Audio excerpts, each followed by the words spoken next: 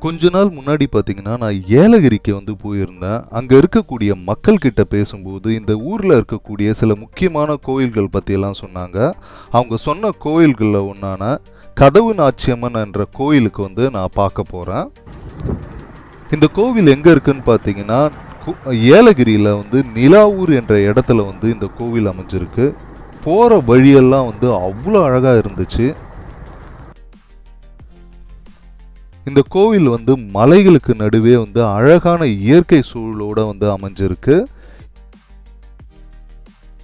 ஏலகிரி போனீங்கன்னா மறக்காம இந்த கோயிலை போய் பாருங்க, அவ்வளோ அழகா இருக்கும்.